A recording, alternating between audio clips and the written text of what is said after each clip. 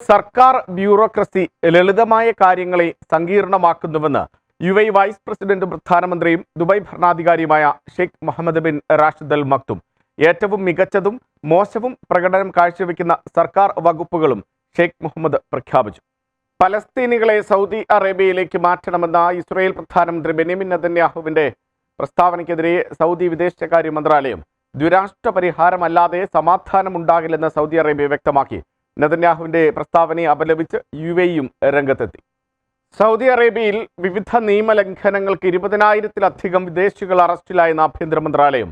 പിടിയിലായവരിൽ 13,000-ലധികം പേർ താമസ നിയമലംഘകരാണ്.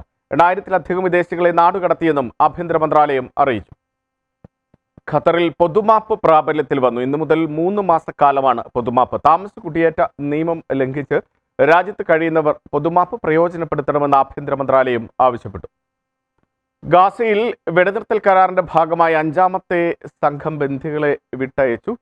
3 ബന്ദികളെയാണ് ഹമാസ് കൈമാറിയത്. 183 പലസ്തീൻ തടവുകാരെ ഇസ്രയേലും വിട്ടയച്ചു.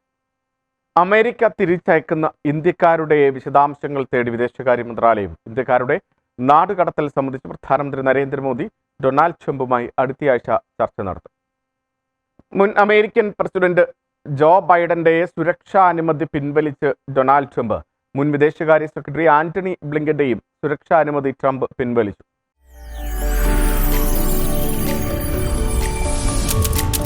NTV UAE to the world.